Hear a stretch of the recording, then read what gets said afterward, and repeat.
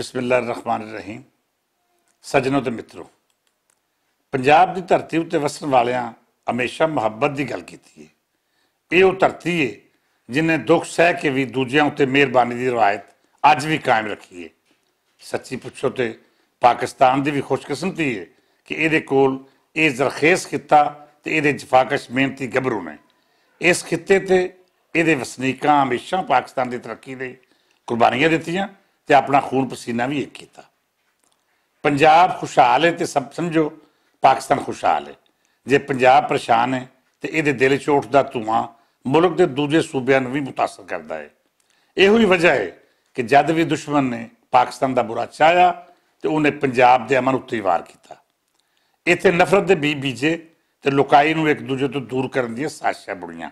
यह भी वड्डी बदकिस्मती है कि पंजाब की नाम निहाद क्यादत ने कदे भी सियासी मुफादात के दायरे तो बाहर निकल के नहीं सोचा। इस नाम निहाद क्यादत ने अपने फायदे लिए पंजाब विच अजिही नफरत बीजी कि अज इक्को कल्चर के वारस एक दूजे को अपना दुश्मन समझी बैठे ने। बेयकीनी की एक अजीब फिजा है जिथे दूजे को बर्दाश्त करने का हौसला ही नहीं।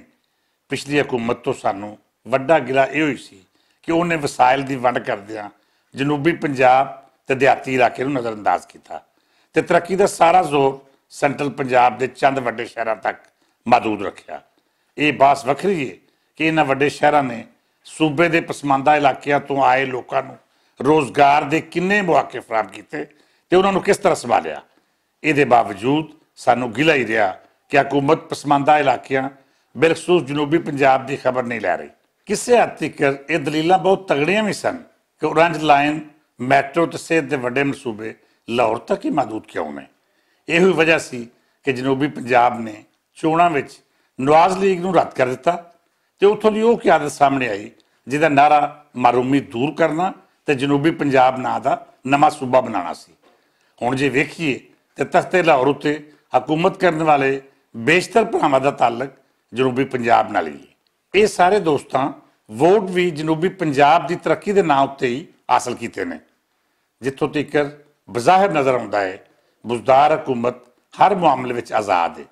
उन्होंने कोई रोक टोक नहीं कि वह किहड़ा तरक्याती मनसूबा शुरू करना चाहती है तो किस खिते को मिसाली बनाने वास्ते नवे प्रोग्राम की नींह रखती है। हुण जब मरकज़ भी उन्होंने पिछे मजबूती नाल खलोता है तो फिर इस तो बाद जनूबी पंजाब की महरूमी का चैप्टर बंद हो जाना चाहिए है। सानू खुशी होगी जेकर जनूबी पंजाब के खिते में वड्डे तालीमी इदारे के नाल नाल सेहत दी बुनियादी सहूलतां भी छेती तो छेती मुहैया करती जान, क्योंकि वह भी साडा इंज ही पंजाब है जिमें लाहौर या फैसलाबाद।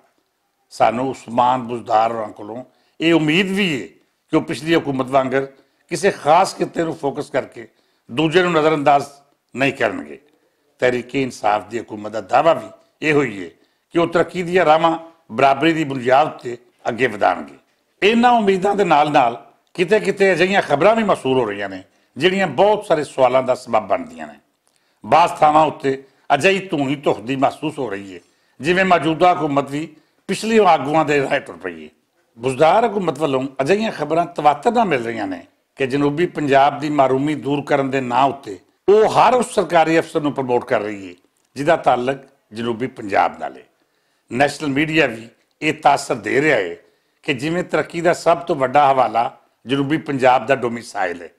जे तुसीं मौजूदा तबादले तरक्कियां वेखो तो इन्हां विचों जनूबी पंजाब के अफसरां उत्ते खास नज़रे करम महसूस होगी। इस मामले नूं जिथे नैशनल मीडिया भी फोकस की बैठा है उत्थे पंजाब की ब्यूरोक्रेसी भी जिहड़ी पहले ही अदम तामन की फिजा बना रही है वह वन सोने प्रापेगेंडे नूं हवा दे रही है।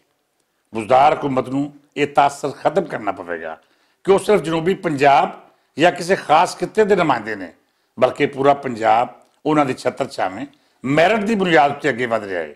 इस तासर में वाधा जिथे तहरीके इंसाफ को सियासी नुकसान पहुँचाएगा उत्थे ही ब्यूरोक्रेसी भी अजिहा गंद घोलेगी कि हुकूमत लिए अपना आप बचाना मुश्किल हो जाएगा। रब तो दुआ है कि वह पंजाब को किसी भी बुरे वेले तो महफूज रखे तो बुजदार हुकूमत को भी बेहतर फैसले करने की तौफीक ते हिम्मत देवे। इजाजत दो, रब रखा।